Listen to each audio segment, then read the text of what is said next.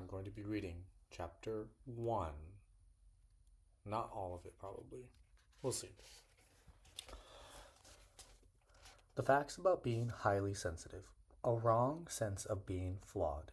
In this chapter, you will learn the basic facts about your trait and how it makes you different from others. You will also discover the rest of your inherited personality and have your eyes opened about your culture's view of you.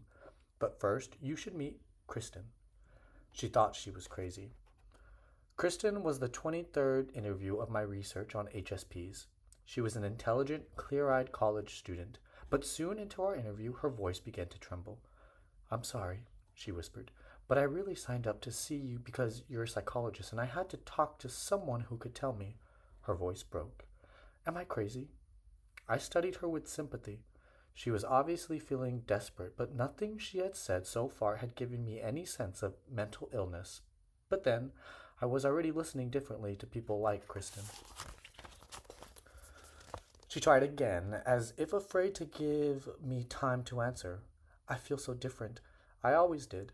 I mean, my family was great. My childhood was also idyllic until I had to go to school, although Mom says I was always a grumpy baby."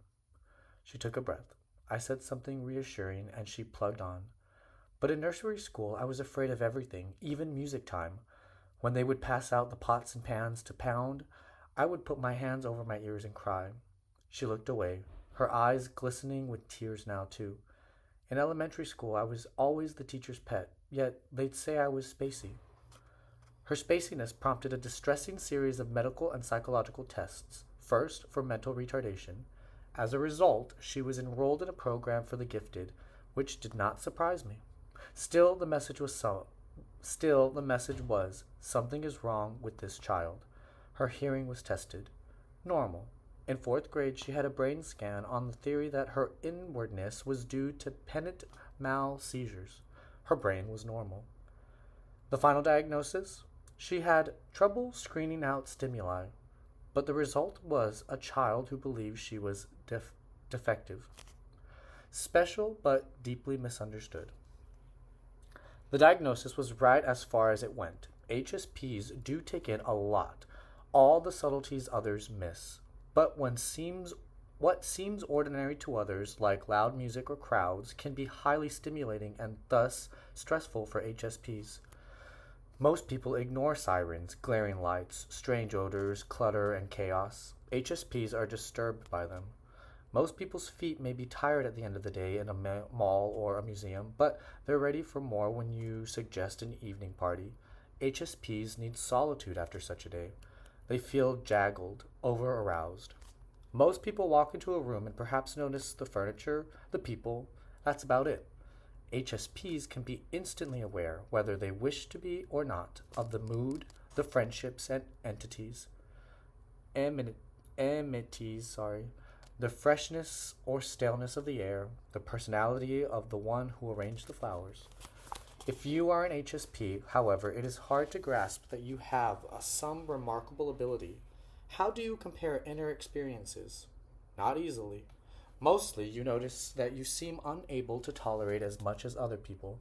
You forget that you belong to a group that has often demonstrated great creativity, insight, passion, and caring, all highly valued by society. We are a package deal, however.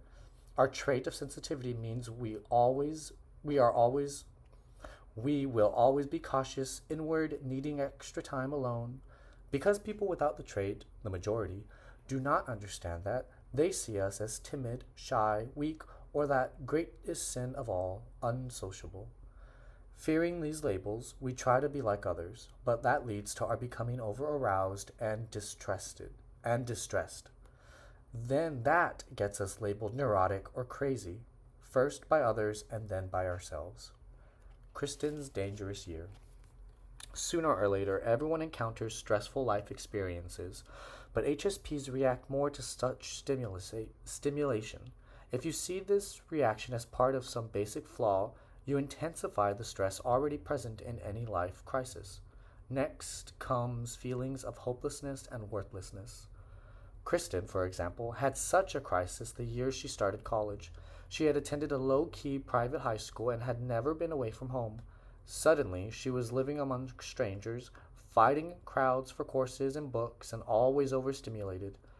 Next, she fell in love, fast and hard, as HSPs can do. Shortly after, she went to Japan to meet her boyfriend's family, an event she already had good reason to fear. It was while she was in Japan that, in her words, she flipped out. Kristen had never thought of herself as an anxious person, but suddenly in Japan she was overcome by fears and could not sleep. Then she became depressed. Frightened by her own emotions, her self-confidence plummeted. Her young boyfriend could not cope with her craziness and wanted to end the relationship. But then she had returned to school, but feared she was going to fail at that too. Kristen was on the edge. She looked up at me after sobbing out the last of her story. Then I heard about this research about being sensitive, and I thought, could that be me? But it isn't, I know. Is it?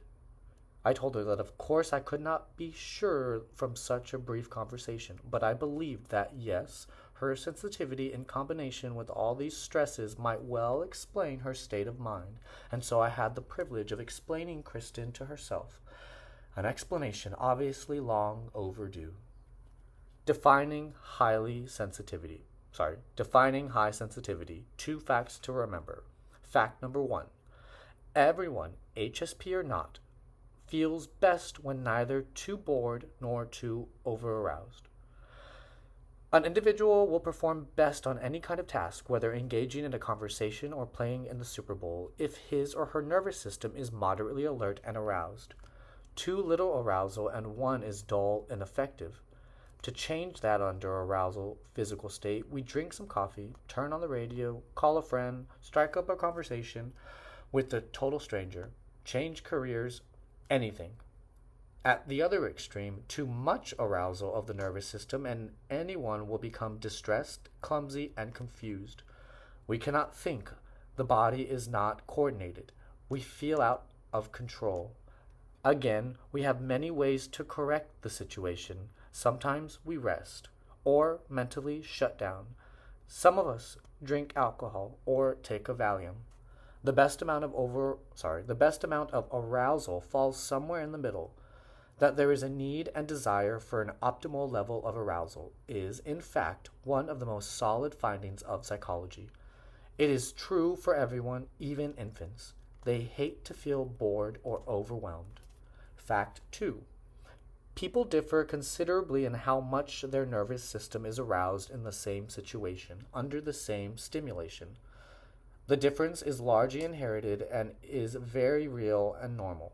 In fact, it can be observed in all higher animals, mice, cats, dogs, horses, monkeys, humans. Within a species, the percentage that is very sensitive to stimulation is usually about the same, around 15 to 20%. Just as some within a species are a little bigger in size than others, some are a little more sensitive. In fact, through careful breeding of animals, mating the sensitive ones to each other can create a sensitive strain in just a few generations. In short, among inborn traits of temperament, this one creates the most dramatic, observable difference. The good news and the not so good. What this difference in arousability means is that you notice levels of stimulation that go unobserved by others. This is true whether we are talking about subtle sounds, sights, or physical sensations like pain. It is not that your hearing, vision, or other senses are more acute. Plenty of HSPs wear glasses. The difference seems to lie somewhere on the way to the brain or in the brain in a more careful processing of information. We reflect more on everything, and we sort things into finer distinctions. Like those machines that grade fruit by size, we sort into sizes while others sort into 10 sizes while others sort into 2 or 3. The greater awareness of the subtle tends to make you more intuitive, which simply means picking up and working through information in a semi-conscious or unconscious way. The result is that you often just know without realizing how. Furthermore, this deeper processing of subtle details causes you to consider the past or future more. You just know how things got to be the way they are or how they are going to turn out. This is that sixth sense people talk about. It can be wrong, of course, just as your eyes and ears can be wrong, but your intuition is right often enough that HSPs tend to be visionaries, highly intuitive artists, or inventors, as well as more conscientious, cautious, and wise people. The downside of the trait shows up at more intense levels of stimulation. What is moderately arousing for most people is highly arousing for HSPs. What is highly arousing for most people causes an HSP to become very frazzled indeed until they reach a shutdown point called transmarginal inhibition. Transmarginal inhibition was first discussed around the turn of the century by the Russian psychologist Ivan Pavlov, who was convinced that the most basic inherited difference among people was how soon they reached this shutdown point, and that the quick to shut down have a fundamentally different type of inherited nervous system. A different type of nervous system. No one likes being over-aroused, HSP or not. A person feels out of control, and then the whole body warns that it is in trouble. Over-arousal often means failing to perform at one's best. Of course, it can also mean danger. An extra dread of over-arousal may even be built into all of us. Since a newborn cannot run or fight or even recognize danger, it is best if it howls at anything new, anything arousing at all, so that grown-ups can come and rescue it. Like the fire department, we HSPs mostly respond to false alarms. But if our sensitivity saves a life even once, it is a trait that has a genetic payoff. So yes, when our trait lends to over-arousal, it is a nuance. But it is part of a package deal with many advantages. Sorry, I'm going to get some water.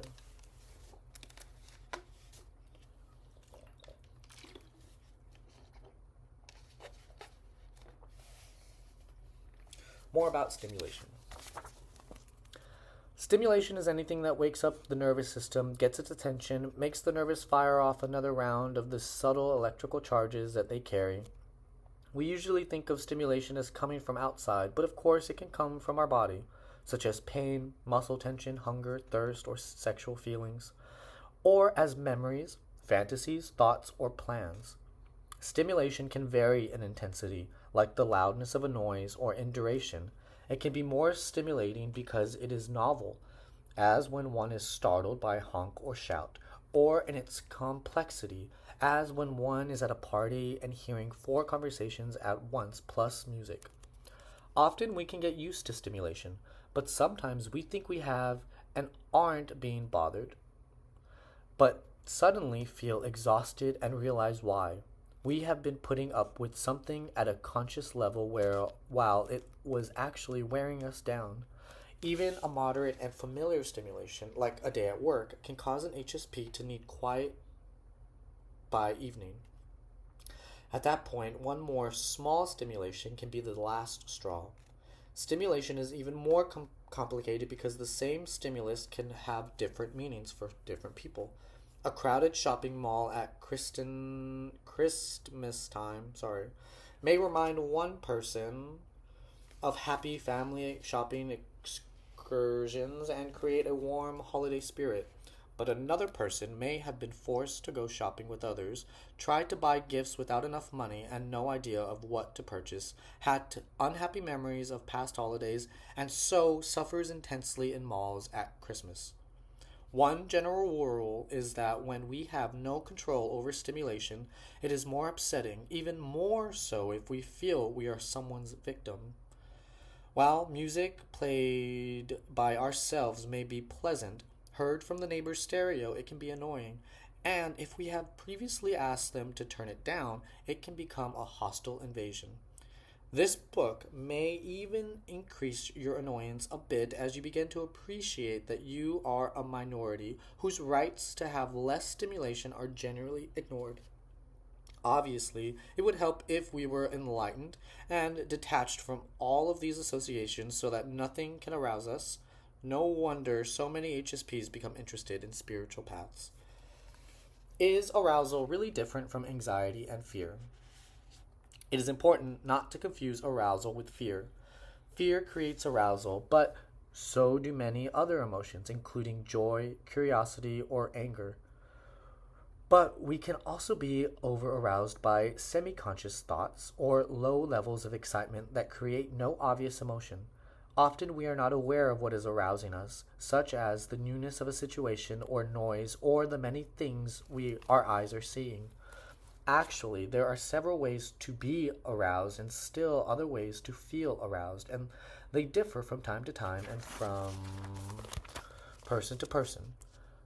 Arousal may appear as blushing, trembling, heart pounding, hand shaking, foggy thinking, stomach churning, muscles tensioning, and hands or other parts of the body perspiring. Perspiring, sorry. Often people in such situations are not aware of some or all of these reactions as they occur.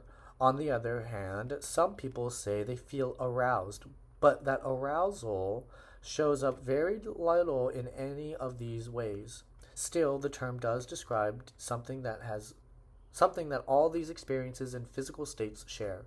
Like the word stress, arousal is a word that really communicates something we all know about, even if that something varies a lot.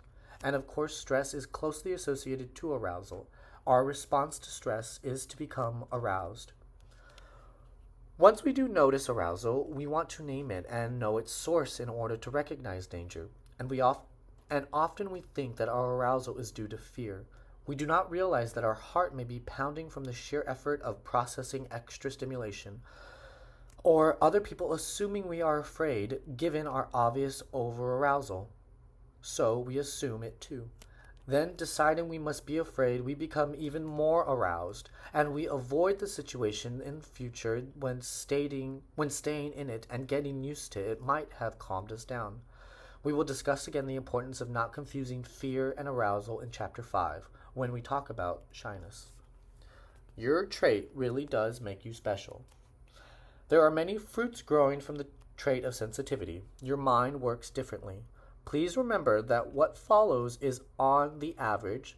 Nobody has all these traits, but compared to non-HSPs, most of us are better at spotting errors and avoiding making errors, highly conscientious, able to concentrate deeply, but we do best without distractions. Especially good at tasks requiring vigilance, accuracy, speed, and the dexterity of minor differences. Able to process material to deeper levels of what psychologists call semantic memory, often thinking about our own thinking, able to learn without being aware we have learned, deeply affected by other people's moods and emotions. Of course, there are many exceptions, especially to our being conscientious, and we don't want to be self-righteous about this. Plenty of harm can be done in the name of trying to do good. Indeed, all of these fruits have their bruised spots. We are so skilled, but alas, when being watched, timed, or evaluated, we often cannot display our competence. Our deeper processing may make it seem that at first we are not catching on, but with time we understand and remember more than others. This may be why HSPs learn languages better, although arousal may make one less fluent than others when speaking. By the way, thinking more than others about our own thoughts is not self-centeredness. It means that if asked what's on our mind, we are less likely to mention being aware of the world around us and more likely to mention our inner reflections or musings. But we are no less likely to mention thinking about other people. Our bodies are different too.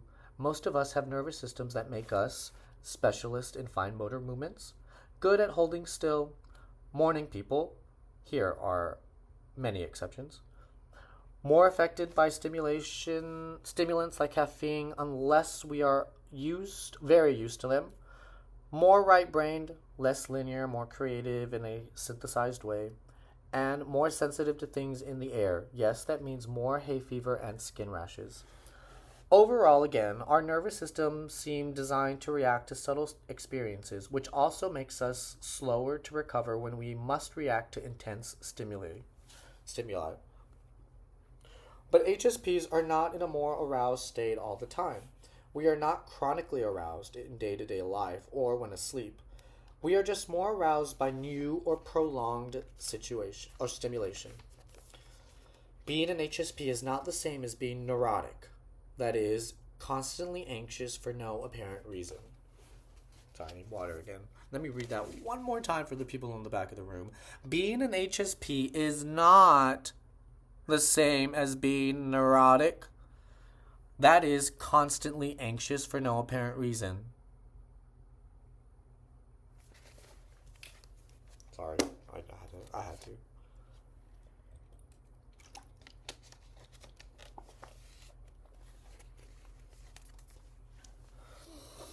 How to think about your differences.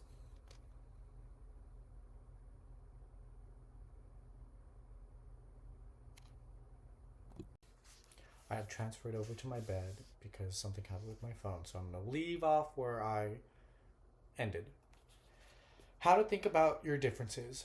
I hope that by now you are seeing your trait in positive terms, but I really suggest trying to view it as neutral. It becomes an advantage or disadvantage only when you enter a particular situation. Since the trait exists in all higher animals, it must have value in many circumstances.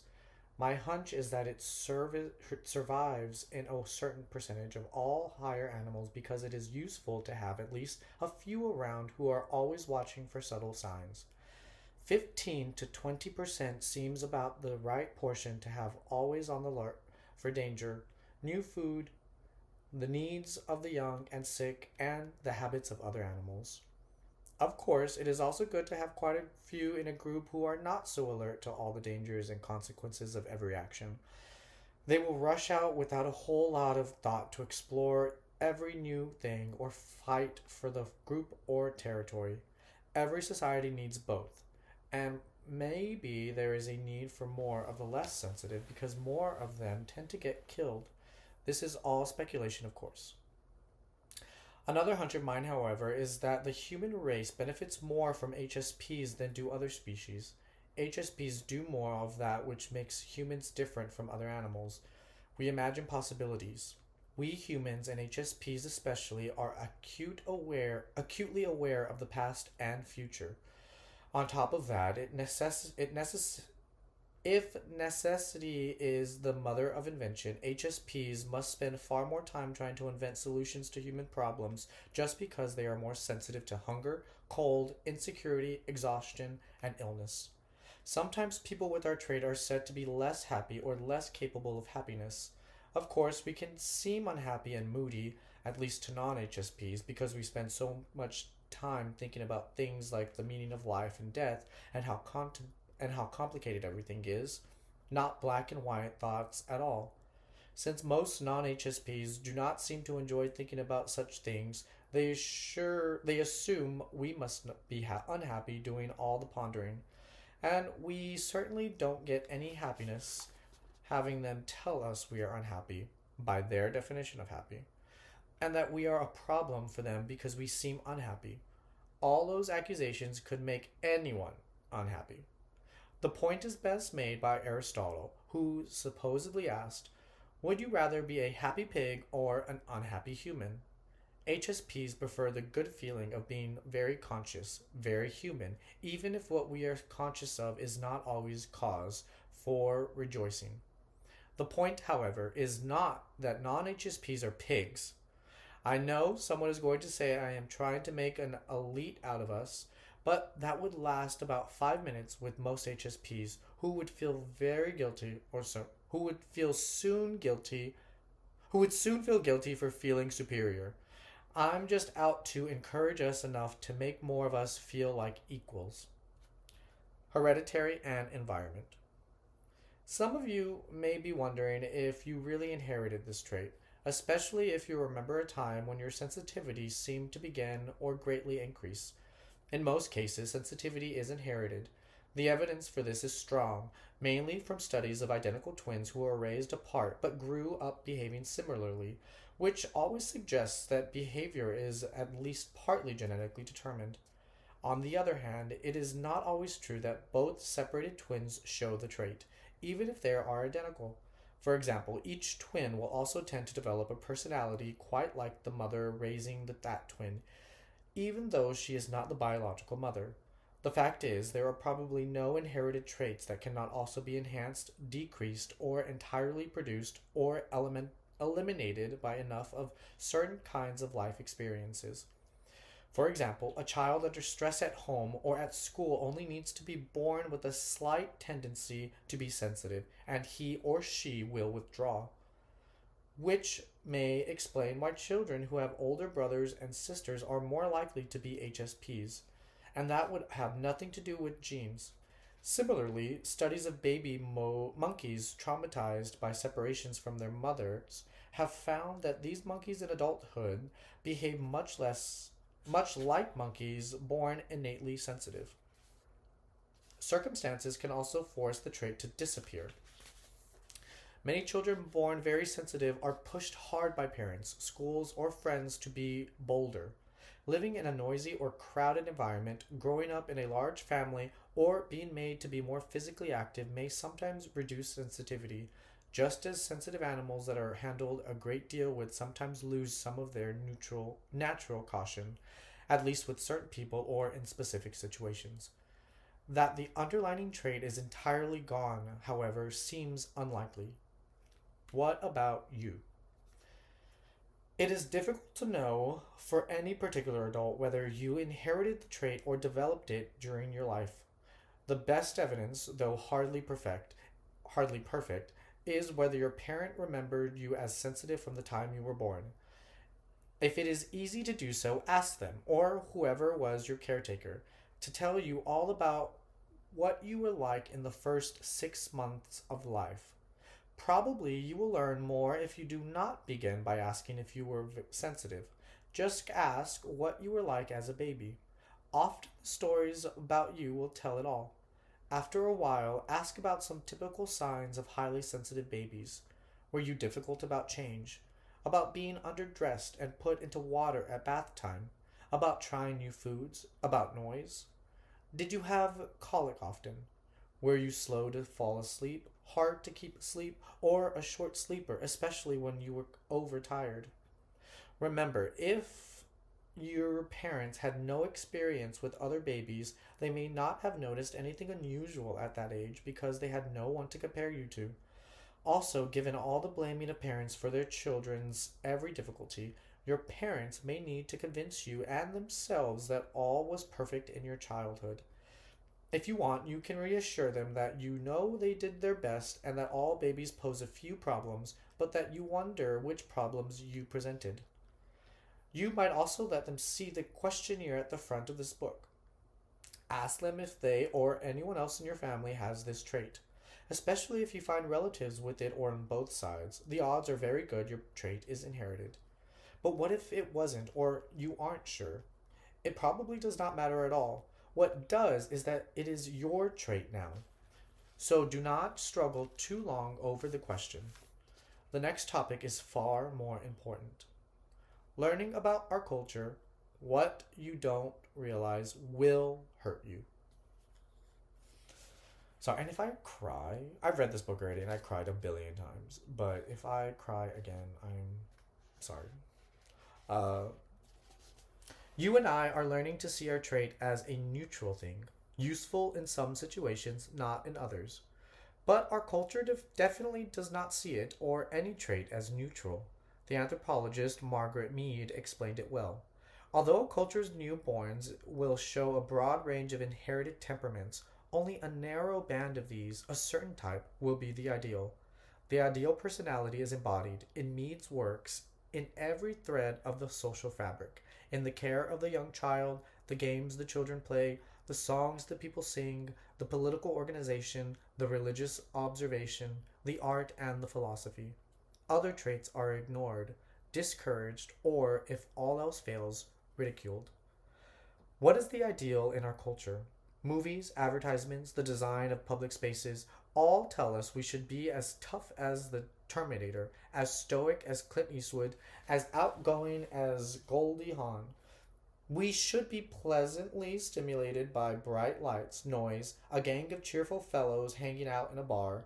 If we are feeling overwhelmed and sensitive, we can always take a painkiller. If you remember only one thing about this book, it should be the following research study. Xian Chen and Kenneth Rubin of the University of Waterloo in Ontario, Canada, and Yuring Sun of Shanghai Teachers University compared 480 school children in Shanghai to 296 in Canada to see what traits made children most popular. In China, shy and sensitive children were among those most chosen by others to be friends or playmates. In Madrid, the word for shy or quiet means good or well behaved. Sensitive can be translated as having understanding, a term of praise. In Canada, shy and sensitive children are among the least chosen. Chances are this is the kind of attitude you faced growing up. Think about the impact on you of not being the ideal for your culture. It has to affect you, not only how others have treated you, but how you have come to treat yourself. And she has these like uh, work things, book studies you can do, but I'm not going to do that. If you want to do it, buy the book. Psychology's bias. Psychological research is gaining valuable insight about people, and much of this book is based on those findings. But psychology is not perfect. It can only reflect the biases of the culture from which it comes. I could give example after example of research in psychology that reflects a bias that people I call HSPs are less happy and less mentally healthy, even less creative and less intelligent. Even less creative and intelligent. The first two are definitely not true. However, I save these examples for re educating my colleagues. Just be careful about accepting labels for yourself, such as inhibited, introverted, or shy. As we move on, you'll understand why each of these mislabel you.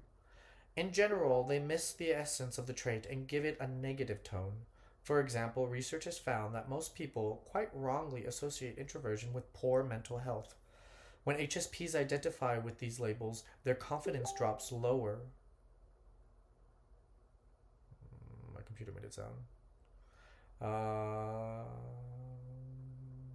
their confidence drops lower, and their arousal increases in situations in which people thus label are expected to be awkward. It helps to know that in our culture, or in cultures in which the trait is more valued,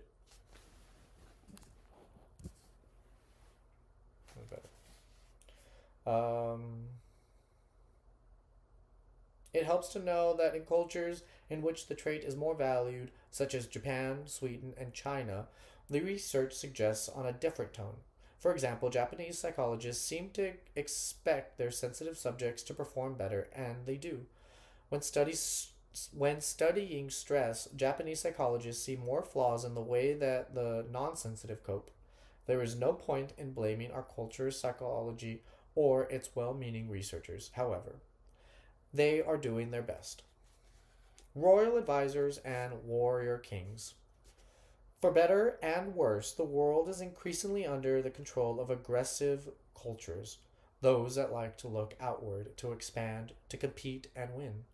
This is because when cultures come in contact, the more aggressive ones naturally tend to take over. How did we get into this situation? For most of the world, it began on the steppes of Asia, where the Indo European culture was born. Those horse riding nomads survived by expanding their herds of horses and cattle, mainly by stealing the herds and lands of others. They entered Europe about 7,000 years ago, reaching the Middle East and South Asia a little later. Before their arrival, there were a little or no warfare, slavery, monarchy, or domination of one class by another. The newcomers made serfs or slaves out of the people they found. The ones without horses built walled cities where they had been peaceful settlements and set out to expand into larger kingdoms or empires through war or trade. The most long lasting, happy Indo European cultures have always used two classes to govern themselves: the warrior kings, balanced by their royal or priestly advisors, and Indo European cultures have done well for themselves. Half of the world speaks an Indo European language, which means they cannot help but think in an Indo European way.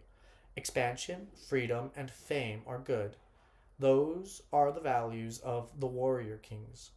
For aggressive societies to survive, however, they always need that priest, judge, advisor class as well. This class balances the kings and warriors, as the U.S. Supreme Court balances the president and his armed forces. It is a more thoughtful group, often acting to check the impulses of the warrior kings. Since the advisor class often proves right, its members are respected as counselors, historians, teachers, scholars, and the upholders of justice. They have the foresight, for example, to look out for the well being of those common folks on whom the society depends, those who grow the food and raise the children. They warn against hasty wars and bad use of the land. In short, a strong royal advisor class insists on stopping and thinking, and it tries, I think, with growing success in modern times, to direct the wonderful, expansive energy of their society away from aggression and domination. Better to use that energy for creative inventions, exploration, and protection of the planet and the powerless. HSPs tend to fill that advisor role. We are the writers, historians, philosophers, judges, artists, researchers, theologians, therapists, teachers, parents, and plain conscientious citizens. What we bring to any of these roles is a tendency to think about all the possible effects of an idea. Often we have to make ourselves unpopular by stopping the majority from rushing ahead. Thus, to perform our role well, we have to feel very good about ourselves. We have to ignore all the messages from the warriors that we are not good as they are. Sorry. We have to ignore all the messages from the warriors that we are not as good as they are. The warriors have their bold style, which has its value, but we too have our style and our important contribution to make. Okay, finishing up finishing up chapter 1, The Case of Charles. I really like how she adds all of her interviews into her, well, not all of her interviews, but a lot of her interviews. And I find if you really try to put yourself in their shoes, it's very therapeutic. Okay, The Case of Charles. Charles was one of the few HSPs I interviewed who had known he was sensitive his whole life and always saw it as a good thing. His unusual childhood and its consequences are a fine demonstration of the importance of self-esteem and of the effect of one's culture. Charles is happily married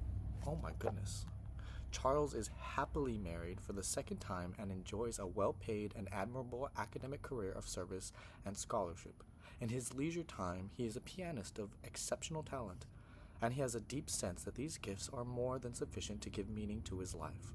After hearing all of this at the outset of our interview, I was naturally curious about his background. Here is Charles's first memory. I always ask this in my interviews. Even if inaccurate, what is recalled usually sets the tone or provides the theme of the whole life. He is standing on a sidewalk at the back of a crowd that is admiring a window filled with Christmas decorations. He cries out, "Everyone away, I want to see." They laugh and let him come to the front. What confidence! This courage to speak up so boldly surely began at home. Charles's parents were delighted by his sensitivity. In their circle of friends, their artistic, intellectual subculture, sensitivity was associated with particular intelligence, being good breeding, and fine tastes. Rather than being upset that he studied so much instead of playing games with other boys, his parents encouraged him to read even more. To them, Charles was the ideal son. With this background, Charles believed in himself. He knew he had absorbed excellent aesthetic tastes and moral values at an early age. He did not see himself as flawed in any way. He did eventually realize he was unusual, part of a minority, but his entire subculture was unusual, and it had taught him to see that subculture as superior, not inferior. He had always felt confident among strangers, even when he was enrolled in the best preparatory schools, followed by an Ivy League university, and then a position as a professor. When I asked Charles if he saw my advantages of the trait, he had no trouble reciting many. For example, he was certain it contributed to his musical ability. It had also helped him deepen his self-awareness during several years of psychoanalysis. As for the disadvantages of the trait and his way of making peace with them, noise bothers him a great deal, so he lives in a quiet neighborhood surrounding himself with lovely and subtle sounds, including a fountain in the backyard and good music. He has deep emotions that can lend to occasional depression, but he explores and resolves his feelings. He knows he takes things too hard, but tries to allow for that. His experience of overarousal is mainly of an intense physical response, the aftermath of which can prevent him from sleeping. But usually he can handle it in the moment through self-control by comporting myself a certain way. When matters at work overwhelm him, he leaves as soon as he is not needed and walks it out, or plays the piano. He deliberately avoided a business career because of his sensitivity. When he was promoted to an academic position that stressed him too much, he changed positions as soon as he could. Charles has organized his life around his trait, maintaining an optimal level of arousal without feeling in any way flawed for doing so. When I asked, as I usually do, what advice he would give others, he said, "Spend enough time putting yourself out there in the world. Your sensitivity is not something to be feared." A reason for great pride. This first chapter may have been very stimulating. All sorts of strong, confusing feelings could be arising in you by now.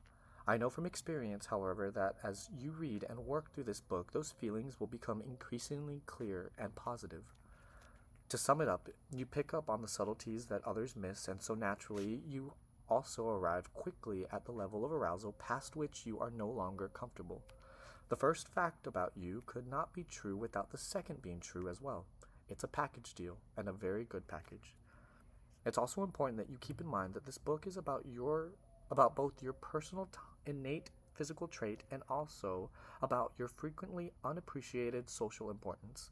You were born to be among the advisors and thinkers, the spiritual and moral leaders of your society. There is every reason for pride. Working with what you have, reframing your reactions to change. At the end of some chapters, I will ask you to reframe your experiences in the light of what you now know. Reframing is a term from cognitive psychotherapy which simply means seeing something in a new way, in a new context, with a new frame around it. Your first reframing task is to think about 3 major changes in your life that you remember well. HSPs usually respond to change with resistance. Not resilience. With resistance. Or we try to throw ourselves into it, but we still suffer from it. We just don't do change. Well, even good changes. That can be the most maddening. When my novel was published, oh my gosh, I need a pen. That can be the most maddening. When my novel was published and I had to go to England to promote it, I was finally living a fantasy I had cherished for years. Of course, I got sick, hardly enjoyed a minute of the trip. At the time, I thought I must be neurotically robbing myself of my big moment. Now, understanding this trait, I see that the trip was just too exciting. My new understanding of that experience is exactly what I mean by reframing. So now it is your turn. Think of 3 major changes or surprises in your life. Choose one, a loss or ending, that seemed bad at the time. Choose one that seems as if it should have been neutral, just as a major change, and one that was good, something to celebrate or something done for you and meant to be kind. Now follow these steps for each. 1. Think about your response to the change and how you have always viewed it. Do you feel you responded well or not as others would have? Or for too long? Did you decide you were no good in some way? Did you try to hide your upset from others? Or did others find out and tell you that you were being too much? Here's an example of a negative change. Josh is 30 now, but for more than 20 years he has carried a sense of shame from when, in the middle of 3rd grade, he had to go to a new elementary school. He had been well enough liked at his old school for his drawing ability, his sense of humor, his funny choices of clothes and such. At the new school, these same qualities made him the target of bullying and teasing. He acted he acted as if he didn't care, but deep inside he felt awful. Even at 30, in the back of his mind, he wondered if he hadn't deserved to be so unpopular. Maybe he really was odd and a weakling, or else why hadn't he defended himself better? Maybe it was all true. 2. Consider your response in the light of what you know now about your body automatically of how your body automatically operates. In the case of Josh, I would say that he was highly aroused during those first weeks at the new school. It must have been difficult to think up clever kind kid stuff to say to succeed in the games and classroom tasks by which other children judge a new student. The bullies saw him as an easy target who could make them appear tougher. The others were afraid to defend him. He lost confidence and felt flawed, not likable. This intensified his arousal when he tried anything new while others were around. He could never seem relaxed and normal. It was a painful It was a painful time, but nothing to be ashamed of. 3. Think if there's anything that needs to be done now. I especially recommend sharing your new view of the situation with someone else, provided they will appreciate it. Perhaps it could even be someone who was present at the time who could help you continue to fit details into the picture. I also advocate writing down your own and new views of the experience and keeping them around for a while as a reminder. So that's the end of chapter 1. The next one is digging deeper, understanding your trait for all that it is. I may read that one, a little bit of it right now.